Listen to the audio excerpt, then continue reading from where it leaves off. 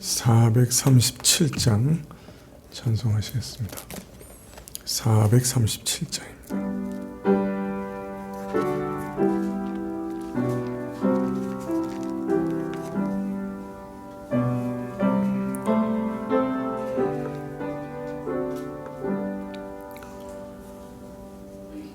주 나의 목자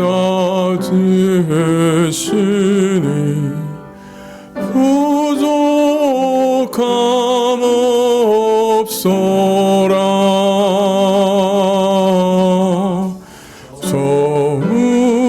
저물은 풀밭 물가로 날 인도하신다. 메마른 땅에 힘써서 나 주를 따르니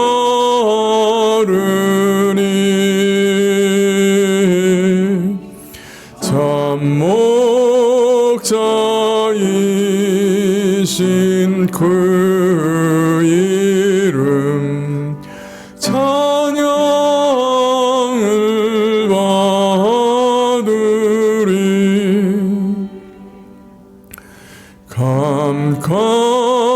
캄캄한 죽음 길에도 두려움 없으며 그 손에 지팡이 보고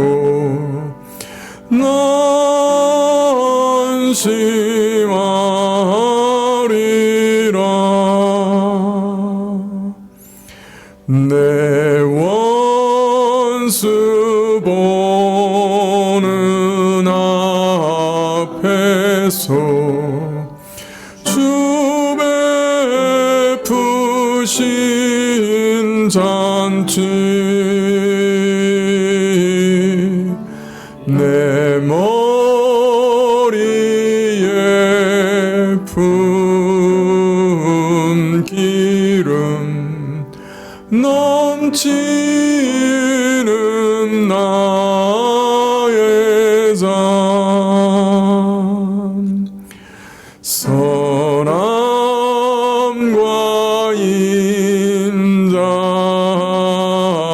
인자심이 늘 나를 따르니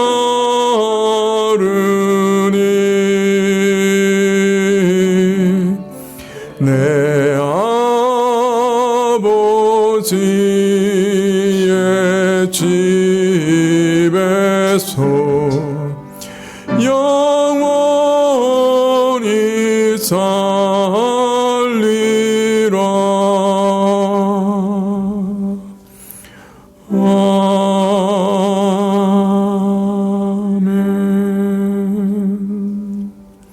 아멘. 98장 찬송하시겠습니다.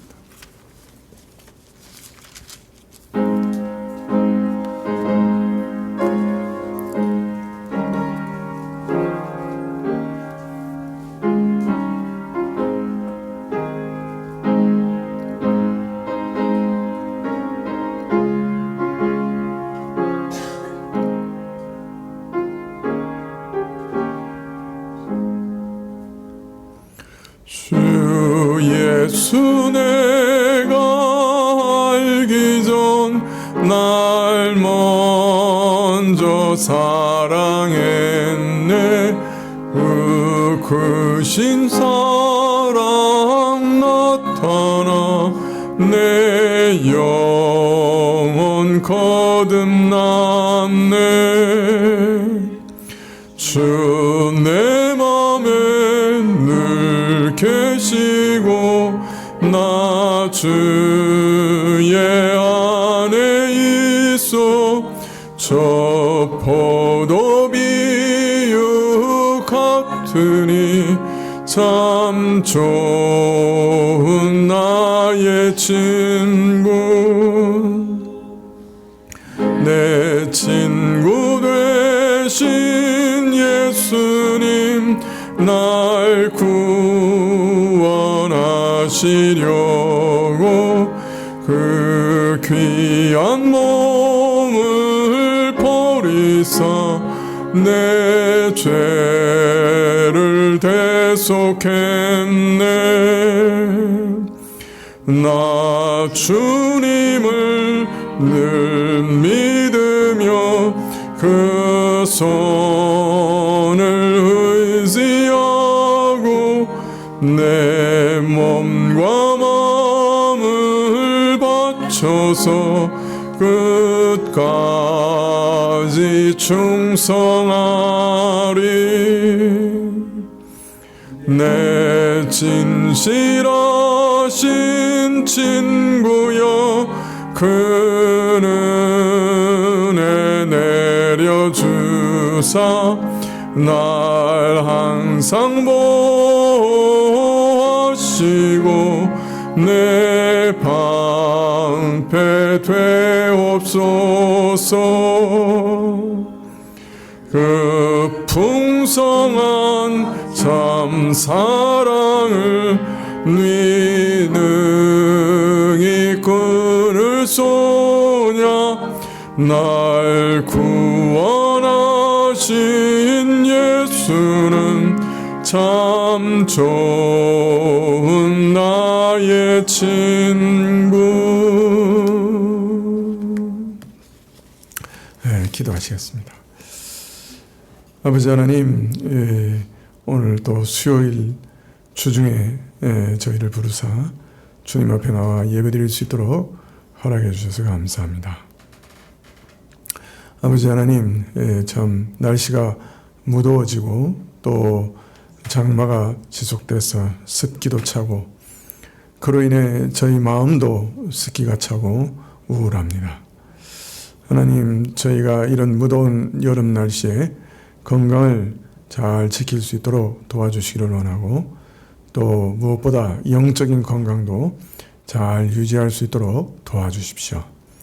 육신이 지침으로 인해서 마음도 지치게 되기 쉽고 시험 들기 쉽사온데, 하나님께서 저희 마음도 지켜주시고 몸도 지켜주셔서 저희가 이 여름을 잘 날 수 있도록 도와주시기를 간절히 기도드립니다.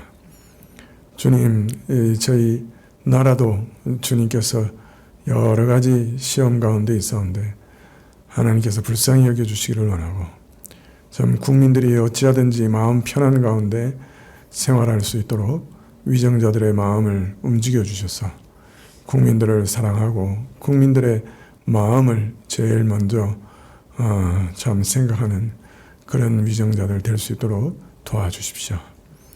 주님, 교회 가운데도 주님 참으로 하나님의 은혜와 뜻이 분명하고 뚜렷하게 드러나기를 원하는데, 하나님 저에게 임재해 주시고 참 저희를 찾아와 주시고 만나 주시고 하나님의 살아계심을 드러내시고 하나님의 은혜로우심을 저에게 드러내시옵소서.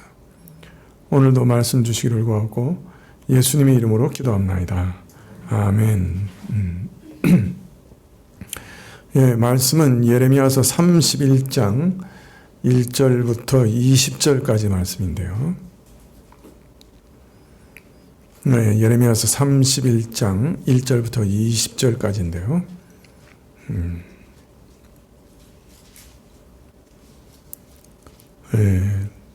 15절과 16절 두 절만 같이 봉독하시겠습니다.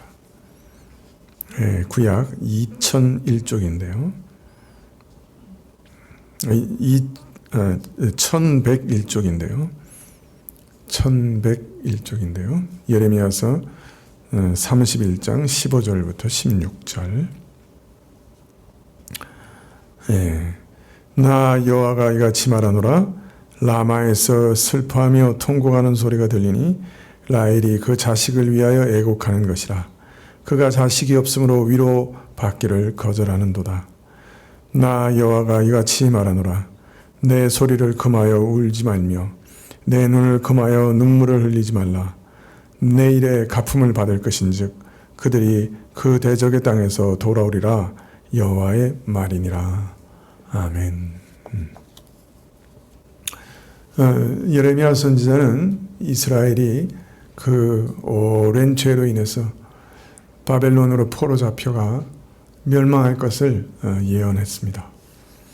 자, 그런데 이렇게 멸망을 예언했던 예레미야 선지자지만은 또 그 멸망에서 그 포로 생활에서 다시 돌이킬 것도 또 역시 예언해 주고 계십니다.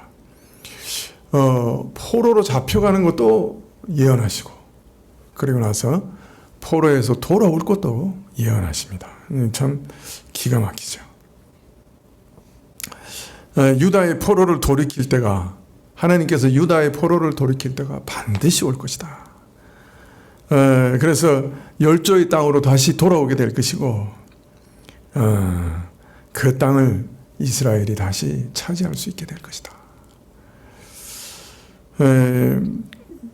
그리고 나서 예레미야는 이렇게 앞으로 하나님께서 70년 동안이나 포로 생활을 하게 하실 그 뜻이 무엇인가 하는 것을 또한 가르치십니다. 70년 동안이나 본토에서 쫓겨나가지고 포로 생활을 할 거예요. 근데 이 포로 생활은 아무 의미 없는 그냥 고통만 주는 어떻게든 뭐 그냥 빨리 지나가면 되는 그런 기간이 아니라 그 가운데도 하나님의 선하신 뜻이 있는 하나님의 어떤 선하신 것을 이루고자 하시는 그런 기간이다 하는 것을 밝히시고 있습니다. 그래서 예레미야 30장 11절에 보면 나 여호와가 말하노라 내가 너와 함께하여 너를 구원할 것이라 내가 너를 흩었던 그 열방은 진멸한다 할지라도 너는 진멸하지 아니하리라. 그러나 내가 공도로 너를 징책할 것이며 결코 무죄한 자로 여기지 아니하리라. 참 은혜로우신 하나님은 그렇게 이스라엘이 하나님을 배반했어요.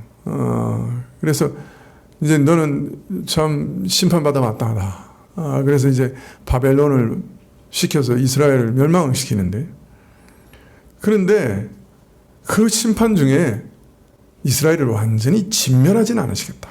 그렇게 그 뜻을 밝히십니다. 신자도 종종 큰 연단과 고통과 어려움을 당할 때가 있죠. 그래서 마음속에서 이제는 정말 망했구나. 그런 생각 들 때도 있습니다. 그러나 신자에게 주시는 그 모든 징책, 죄로 인한 심판이라 할지라도 하나님께서 우리를 진멸하시기 위해서 그 일을 하시는 건 아니라 완전히 그냥 정말 죽여서 지옥에 던져놓고 아예 진멸하기 위해서 그렇게 심판하시는 건 아니다. 심판의 뜻이 없는 건 아니죠. 공의로운 성품에 따라 이스라엘을 징계하시는 것이고 저들의 죄를 묵과하지 않으시고 참 공의를 따라 징벌하시는 것이었습니다. 그러나 그 가운데도 깊은 뜻이 있으셨죠. 예레미야서 30장 12절에 보면 나 여호와가 말하노라 내 상처는 고칠 수 없고 내 창상은 중하도다. 내 송사를 변호할 자가 없고 내 상처를 싸맬 약이 없도다. 너를 사랑하던 자가 다 너를 잊고 찾지 아니하니 이는 내 허물이 크고 내 죄가 수다함을 인하여 내가 대적의 상하게 하는 그것으로 너를 상하게 하며 잔악한 자의 징계하는 그것으로 너를 징계하며늘이라고 합니다. 하나님을 버리고 사신 운상을 쫓으며 악을 행한 너희 죄가 심히 수다하고 너무나 크기 때문에 참으로 너희 상처는 싸맬 자가 없다. 그리고 내가 원수를 쳐 상하게 하듯이 너를 상하게 할 것이고 잔혹한 자를 징벌하듯이 내가 너를 징계할 것이다. 참 하나님께서 어떤 때 징계하시는 것 좀 무섭죠. 원수를 쳐서 상하게 하듯이 징계하신다. 참 잔혹한 자를 징벌하듯이 징계하신다. 하나님 징계하시면 진짜 무섭죠. 자, 그러나 여기서 아주 중요한 단어는 징계라는 단어예요. 이게 아주 진멸하기 위한 형벌이 아니에요. 심판이 아니에요. 하나님께서 유다를 돌이키시기 위해서 주시는 징계인 거예요. 유다의 포로 생활은 두 세대에 걸쳐 70년에 걸쳐 지속될 것입니다. 그래서 아예 포로된 자로 하여금 이방 땅에다 집을 짓고 밭을 일고 가정을 이루고 자식을 낳으라 그럽니다. 아주 오랫동안 혹독한 징계와 심판이 참으로 저들에게 임할 것이고, 저들은 이방 땅에 노예로 끌려가서 혹독한 징계를 몸으로 겪을 것입니다. 그러면서 자신의 죄악과 그 죄악의 무서움을 깊이 몸으로 깨닫게 될 겁니다. 죄의 무서움을 깨닫게 될 겁니다. 그리고 회개하게 될 것입니다. 이처럼 하나님께서는 징계와 심판을 통해서도 이스라엘을 회개케 하셔서 그들이 당하는 심판의 고통조차 결국에는 저들에게 복이 되게 하려는 뜻을 가지셨던 것이죠. 따라서 하나님의 궁극적인 뜻은 어디까지나 이스라엘을 다시 회복하여 세우시고 영원토록 보존하시려는 거기 있었던 것입니다. 여러분, 신자에게 허락하시는 하나님의 고난과 징계, 연단, 신자가 당하는 그 모든 심판은 하나님의 선하신 뜻 가운데 주어지는 거예요. 그리고 거기서 제일 중요한 목적은 징계예요. 그래서 징계를 받아서 자기 죄를 깨닫고, 그리고 참으로 하나님께 돌이켜 회개케 하시기 위해서 하나님께서 하시는 일이에요. 그렇기 때문에 하나님이 우리 신자들에게 주시는 그 어떤 것이든, 신자에게 허락하시는 그 어떤 일이든 선의에서 행하시는 일이지, 우리를 진멸하고 완전히 멸망시키시려는 악의로서 그 일을 하시는 게 아닌 거예요. 우리 신자들은 늘 그 사실을 잊지 말아야 돼요. 여러분, 70년 동안 이방 땅에 끌려가가지고 노예 생활하고 자유를 빼앗기고 바벨론의 아주 억압 속에, 폭압 속에서 살아간다고 하는 건 쉬운 일이 아니죠. 참 무서운 징계죠. 사랑의 하나님께서 그런 징계도 허락하실까 생각할 만큼 아주 잔인한 사람들이었어요. 바벨론 사람들. 사실 가장 무서운 것 중에 하나가 사람 손에 떨어지는 거예요. 그 잔인한 사람 손에 떨어지는 거예요. 참 무서운 일이거든요. 근데 그 70년 동안 참 그런 고통 속에 참 하나님께서 사랑의 하나님인데 그런 일도 하실까? 근데 하나님께서 그런 일들까지도 허락하실 수가 있다. 그런데 그런 일들까지도 궁극적으로는 선하신 뜻을 가지고 하시는 일이죠. 하나님은 선하시기 때문에 선하지 않으시는 것을 허락하지 않으시고, 우리에게, 우리 신자들에게 허락하신 모든 일들 가운데는 하나님의 깊은 사랑과 선하심이 거기 숨어 있는 것이죠.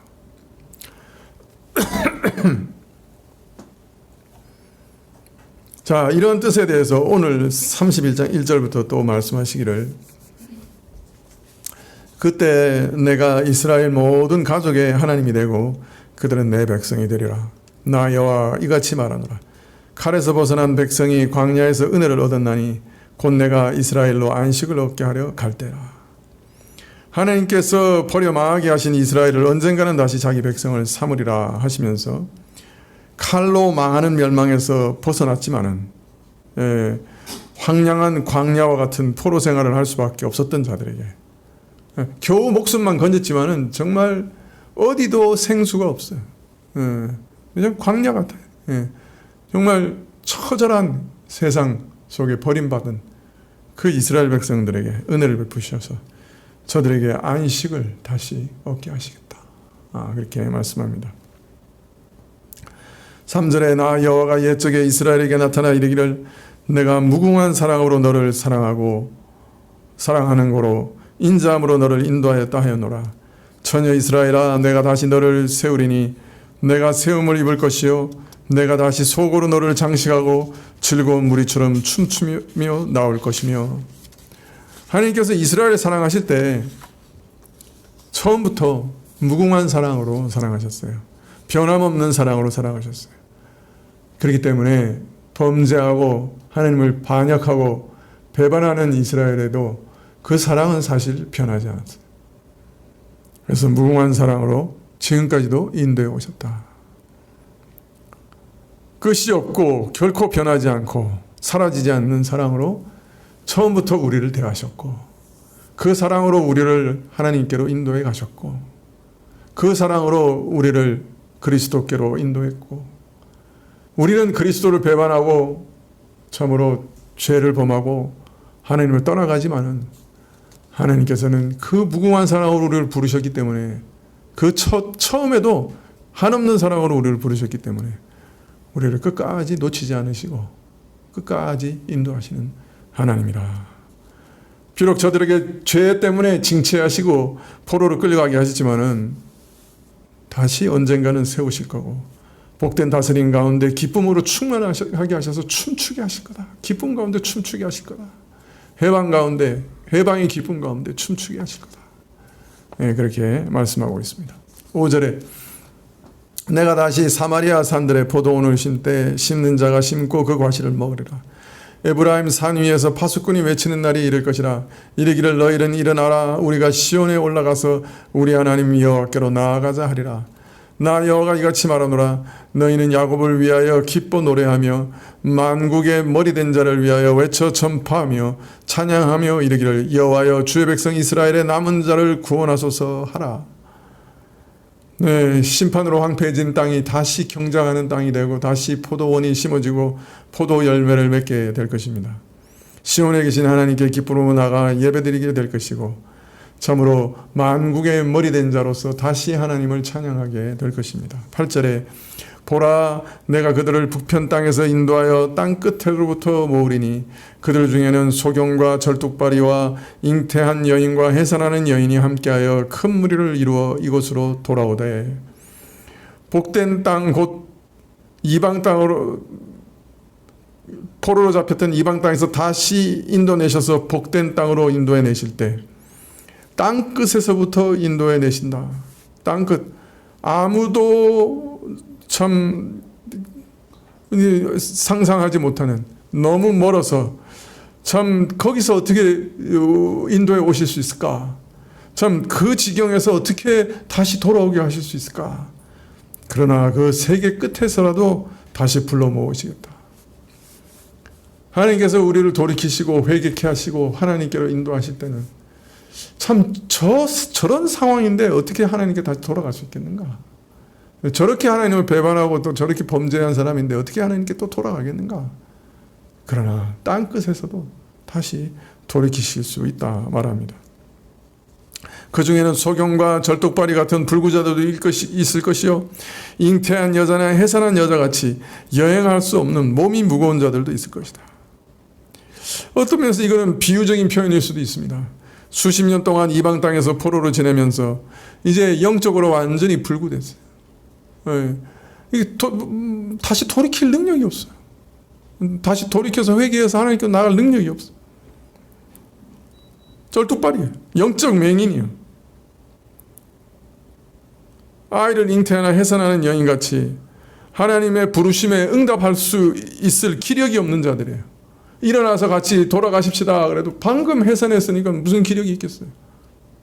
애를 잉태했는데 그 수천 킬로를 어떻게 돌아가겠어요. 그러나 하나님께서 영적으로 불구되고 연약한 자들, 움직일 기력이 없는 자들, 회개하라 천국이 가까웠다 다시 그리스도께로 돌아오라 아무리 외쳐도 돌아올 능력이 없는 자들. 근데 하나님께서는 크신 능력이 있으셔서 그런 자들도 땅끝에서부터 다시 불러오실 수 있는 분이다. 그렇게 말씀하고 있습니다.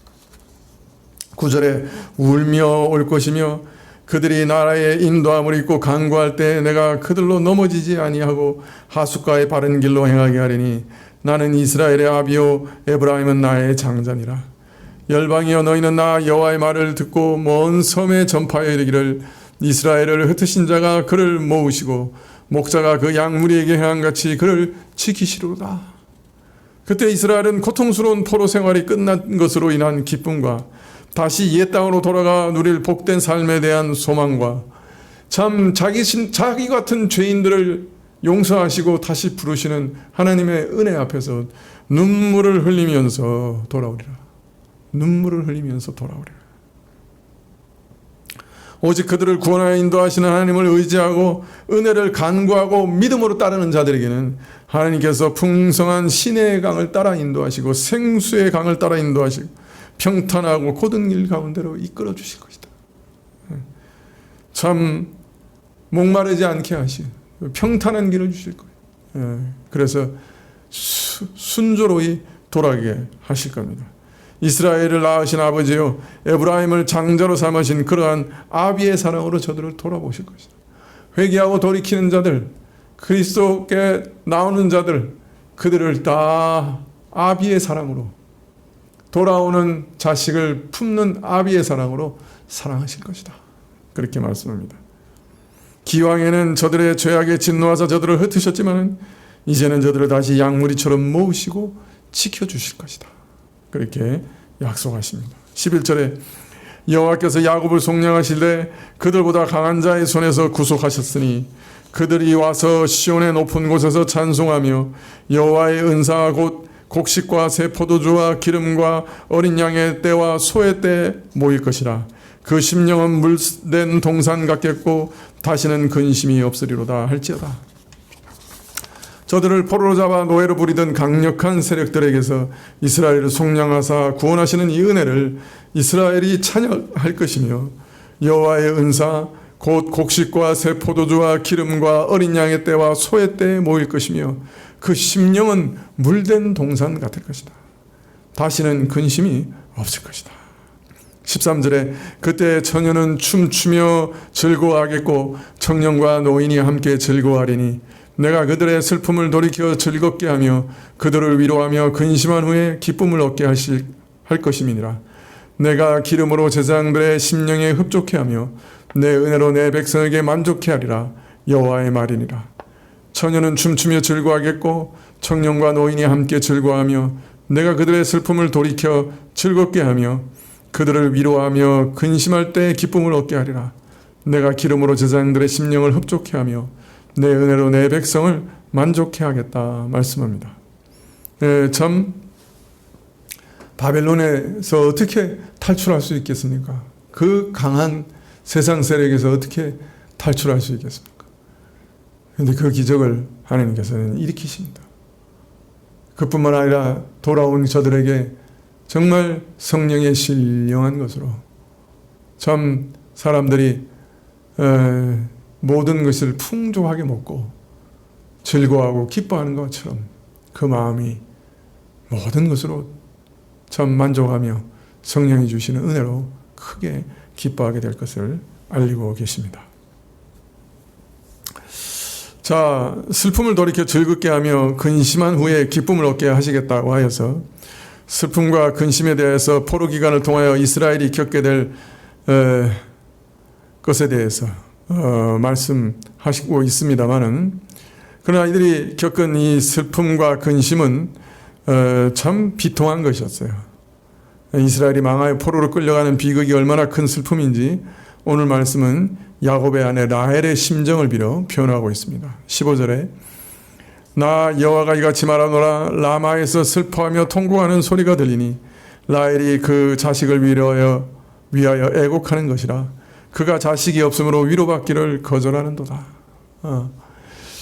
참 슬픔과 근심에서 돌이켜서 이제 포로 생활에서 돌이켜 나오실 건데 저들이 겪는 그 슬픔과 비통함이 어떤 것이냐 하는 걸 다시 돌이켜 말씀하고 계시는 거죠. 근데 이게 다 사실은 예언이에요. 그죠? 그러니까 아직 포로로 완전히 끌려간 건 아니에요. 이제 이미 조금 끌려간 사람들이 있지만은 완전히 멸망한 상황은 아닌데도 이미 그 상황을 예언하고 계시고, 그 다음에 이제 그 상황에서 다시 돌이킬 걸 예언하고 계시는 거죠. 자, 오늘 15절에 보면 라마라고 하는 곳에 대해서 나옵니다. 예레미야 40장 1절에 보면 아마 이 라마라고 하는 곳은 유다가 포로로 끌려갈 때 1차 집결지였던 것 같아요. 네, 그러니까 유다 각처에서 이제 포로로 다 끌려와서 바벨론으로 출발할 때 어디서 출발했냐? 라마에서 출발했다. 바벨론 장군 느부사라단이 여러 유다 포로들을 끌고 또 예레미야도 함께 끌고 가던 중에 이 라마에서 예레미야에게 너 좋을 대로 하라고 뭐 방면해 줍니다. 이런 것으로 미루어 짐작할 때 뭐 확실한 근거는 없지만은 유다 백성들이 포로로 끌려가면서 이 라마라고 하는 곳에 1차 집결하지 않았는가. 그래서 거기서 출발하면 이제 바벨론을 그냥 가는 거예요. 근데 그 라마에서 예레미야는 방면해 줬다. 그렇게 이해할 수가 있는 것이죠.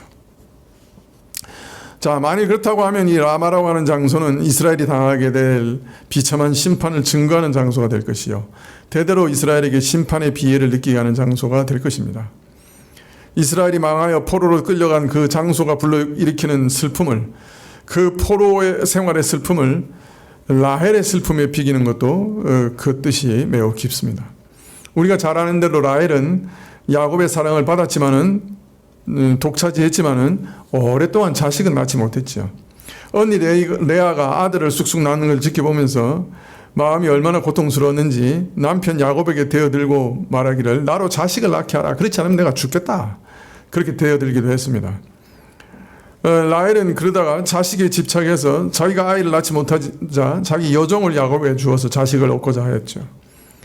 하나님께서는 이런 라헬을 불쌍히 여기셔서 나중에 아들을 주셨는데 첫 아들의 이름을 요셉이라고 지었습니다. 요셉이라는 이름은 두 가지 뜻을 가지고 있었어요. 하나님께서 내게서 아이를 낳지 못하는 수치를 제거하셨다 하는 뜻을 가지고 있고, 두 번째는 이 아들 외에 다른 아들도 더하여 달라 하는 그런 소망도 들어있었습니다. 자식을 낳지 못한 라헬의 한이 얼마나 깊었든지 한 아들도 만족하지 못하고 더 많은 아들을 원하는 그런 강한 집착을 나타내 보이고 있었지요. 자, 그러나 여러분, 라헬이 자식에 대한 이런 집착과 욕심은 단순히 일반적인 의미에서 그냥 여자가 남편의 아이를 낳고 싶어하는 그런 욕심과 집착과는 달랐지요. 라헬은 남편 야곱에 준 하나님의 약속을 알고 있었던 사람이었습니다. 야곱을 통하여 하나님께서 친히 한 나라와 민족을 세우시되 하늘의 별처럼 바다의 모래처럼 무수한 큰 민족을 세우실 것이요, 그 아브라함의 자손들을 통해 하나님의 나라를 건설하실 것을 알았던 것이죠. 라헬이 자식 얻기를 그처럼 소원하였고 또 많은 아들을 원하였던 것은 바로 남편 야곱에게 주어졌던 하나님의 이 약속이, 큰 나라와 민족의 약속이, 하나님 나라의 약속이 자기를 통해서도 이루어지기를 바랐던 것이었죠. 이런 약속을 받은 야곱의 아내로서 당연히 가진 소망과 희망이요 또 의무였던 것이죠. 라헬의 기대대로 야곱은 내 처첩을 통해 12아들을 얻었고 이들은 애굽에 내려가서 심히 번성하여 큰 민족을 이루었습니다. 이들은 다시 애굽을 탈출하여 가나안에 이르러 정착했고, 그러나 참 수백 년 동안 하나님 앞에서 크게 범죄하다가 나라가 망하고 이제 이방 땅 포로로 끌려가게 될 것입니다. 이렇게 망해버린 이스라엘의 사정을 참 누구에게 비유해서, 라헬에 비유해서, 라헬이 그 자식이 없어서 탄식하는 같은 그 탄식에 비교해서 참 묘사하고 있습니다. 사실 라헬이 만일 자기 자식들이, 자기 자손들이 다 바벨론에 끌려가서 이스라엘에 텅텅 비게 되는 그 모습을 볼 때 얼마나 슬퍼할까요? 그죠? 자식이 없어서 그렇게 간절하게 자식을 구했던 그 라헬인데 자기 그 모든 자식이 그 이스라엘이 끌려가서 참 아무도 없다. 그럴 때 참 얼마나 안타까우며 슬퍼하겠습니까? 이스라엘이 망한 것을 슬퍼할 때 누가 가장 슬퍼하겠습니까? 이스라엘의 어미, 바로 라헬이 아니겠습니까? 그래서 라헬의 그 이름을 빌려서 참 라헬이 자식이 없어 슬퍼한다 하는 그런 비통함을 묘사하고 있는 것이죠. 둘째 아들 베냐민을 낳으면서 난상 끝에 목숨까지 버린 라헬. 참 이스라엘을 번성케 하시려는 하나님의 뜻을 이루기를 그렇게 간절하게 소원했던 라헬인 만큼 바벨론으로 포로로 끌려와서 남은 유다마저 다 망해버린 이 모습을 참 얼마나 그가 본다면 슬퍼할까. 천신만고 끝에 낳은 자식들이 이스라엘이 다 사라지고 없어졌으니 저가 얼마나 슬퍼할까. 그렇게 이스라엘의 멸망의 슬픔을 라헬을 빌려 지금 표현하고 있는 것입니다. 그러나 사실 이 라헬의 슬픔과 통곡은 오늘 말씀을 보면 바로 하나님 자신의 슬픔이었다. 우리는 이것을 잊으면 안 됩니다. 죄 가운데 망하는 자를 택하여 구원하사 자기 백성으로 삼으셨습니다. 노심초사 온갖 수고를 다하여 자식같이 가르치셨습니다. 선지자들을 보내 가르치시고 또 성막을 지으시고 여러 가지 참 규례를 세우시고 모형을 주시고 참 온갖 수고를 다해서 자식같이 키우셨습니다. 그러나 끝내 저들은 다 하나님을 반역하고 망해버렸습니다. 이런 이스라엘의 모습은 참 애지중지 키워온 자식을 죽인 것만큼이나 슬프고 고통스러운 일이었고 그 슬픔과 고통은 사실은 하나님의 슬픔과 고통이었습니다.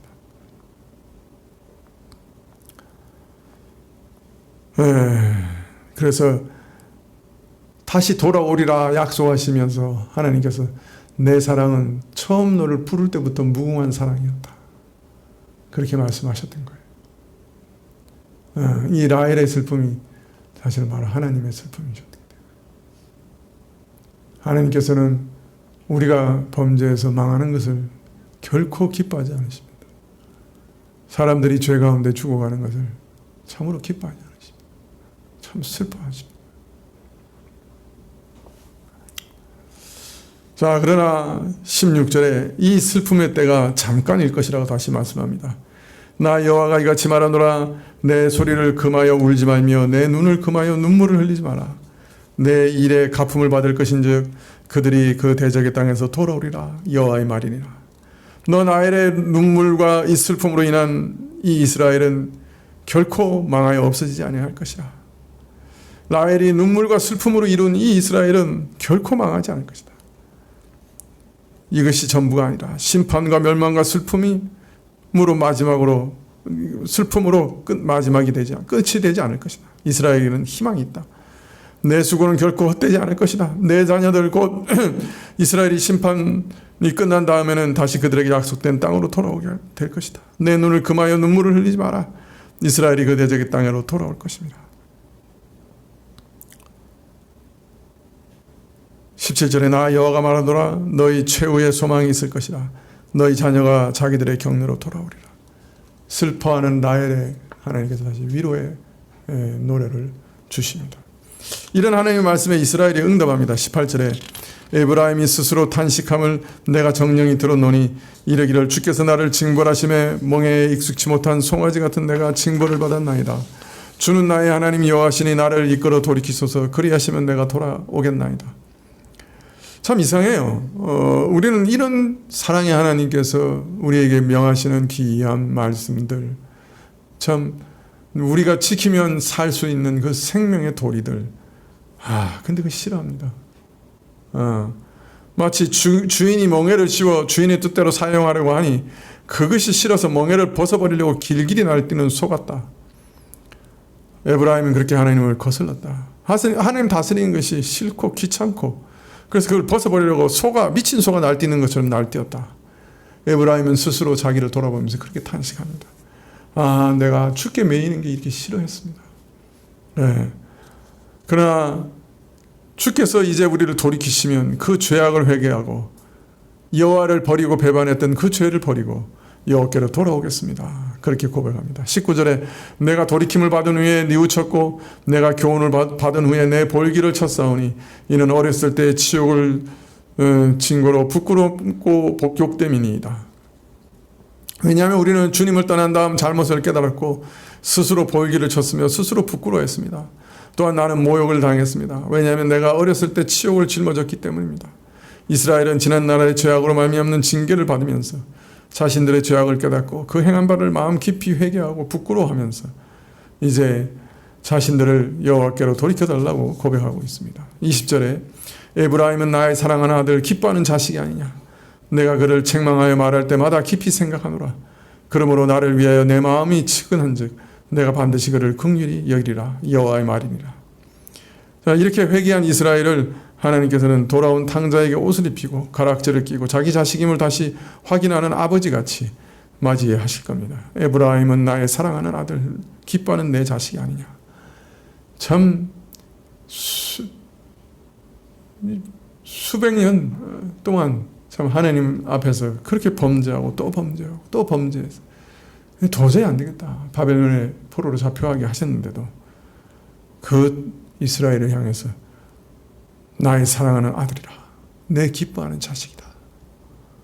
이게 하나님의 속내라. 이게 하나님의 속내라. 너 그 죄 돌이켜야 돼. 아니면 죽는다. 징계하고 때리시고. 그런데 그 속내는 저 내 사랑하는 아들인데. 내가 너를 책망하며 말할 때마다 깊이 생각하노라. 그러므로 그를 인하여 내 마음이 측은한즉 내가 반드시 그를 긍휼히 여기리라. 여호와의 말이니라. 여호와 하나님께서 책망 한마디 할 때마다 그러나 그 마음에 참 그죠? 측은히 여기시. 자식을 야단칠 때 그 마음이 어떻습니까? 그 부모가. 하나님 사랑은 이렇게 깊고 변함이 없다. 우리 사랑 같으면 그냥 처음 태어날 때부터 지금까지 말썽만 피우는 놈은 버리고 싶죠. 그렇죠? 버리고 싶죠. 내다 버렸을 거예요. 그럼 하나님은 내다 버린다. 그러시고 때리시고 나가! 집 쫓아내셨어. 그래도 못 버리셔. 회개하고 돌아오라. 넌 내가 무궁한 사랑으로 사랑하는 자식 아니냐. 다시 돌아와라. 내가 너를 사랑한다. 이게 하나님의 속내라.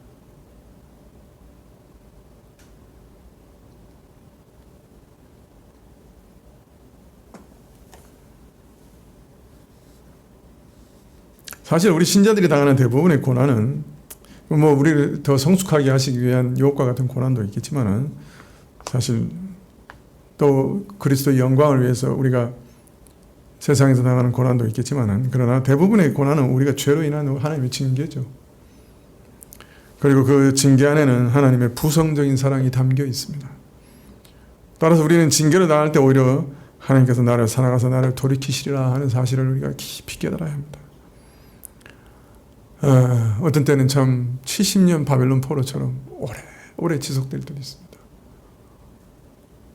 그러나 스스로 돌아보고 그 가운데서 우리는 회개하고 또 회개해야 됩니다. 징계가 아무리 고통스럽고 또 그 기한이 우리 생각보다 길어진다 할지라도 여러분 하나님의 사랑 의심하면 안 됩니다. 어찌하든지 하나님께 가까이 나가려 하고 회개하고 살 길을 찾아야 합니다. 우리에게는 늦었다 할 때가 없습니다. 보십시오. 하나님은 처음부터 우리에게 무궁한 사랑으로 자녀를 사랑하듯이 우리를 사랑하셨습니다. 자녀를 사랑한 것보다 부모가 자녀를 사랑한 것보다 우리 더 사랑하셨습니다. 여러분 진짜 사랑하는 자녀가 아무리 깽판을 친다고 해도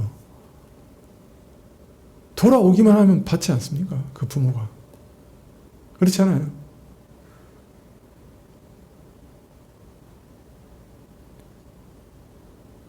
신자에게는 이젠 정말 늦었다. 이런 죄는 정말 용서받지 못할 거다. 지금은 이제 돌아가고 싶어도 돌아갈 수 없다. 그럴 때가 없다. 그 말씀입니다. 그리스도도 회개하고 돌아가는 신자의 죄 중에 그리스도도 용서할 수 없는 죄가 있다. 그거는 그리스도를 모독하는 겁니다. 그리스도의 능력과 공로를 모독하는 겁니다.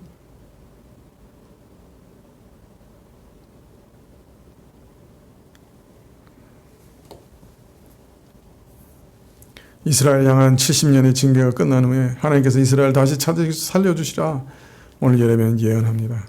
참 긴 시간이지만은 하나님께서 그 가운데서 이스라엘을 징계하시고 정결케 하시고 새롭게 하신 후에는 그 아들을 다시 품으시리라. 그렇게 오늘 약속하십니다. 우리 하나님 이런 하나님이십니다. 그러므로 우리는 언제라도 죄를 깨달으면 돌아가면 됩니다. 늦었다. 그럴 때가 없습니다.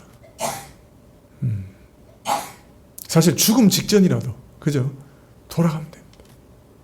늦을 때가 없습니다. 기도하시겠습니다. 사람으로는 이해되지 않는 하나님의 깊은 사랑을 오늘도 우리에게 증거해 주시고 그 사랑을 사모하여 하나님께 가까이 나가게 해주시니 감사합니다. 오나우키는 참 그 사랑만이 우리 마음을 바꾸시는 것이고 우리를 마음을 움직이시오니 그 사랑이 우리 완악한 마음을 깨트리셔서 회개로 인도해 주시기를 원하고 하나님께서 우리 영혼을 사랑하신 그 깊은 사랑을 우리 심령이 진실로 영접할 수 있게 도우시기를 원합니다. 하나님의 사랑이 참됨을 믿고 그 사랑을 영접할 수 있게 해주시고 또 그 우리 마음을 열어 그 사랑으로 인해 감동할 수 있도록 허락하옵소서. 예수님 이름으로 기도합나이다. 아멘. 하늘에 계신 우리 아버지시여 이름이 거룩히 여김을 받으시오며 나라의 임하옵시며 뜻이 하늘에서 이룬 것 같이 땅에서도 이루어지이다. 오늘날 우리에게 일용할 양식을 주옵시고 우리가 우리에게 죄 지은 자를 사하여 준 것 같이 우리 죄를 사하여 주옵시고 우리를 시험에 들게 하지 마옵시고 다만 악에서 구하옵소서. 대개 나라와 권세와 영광이 아버지께 영원히 있사옵나이다. 아멘.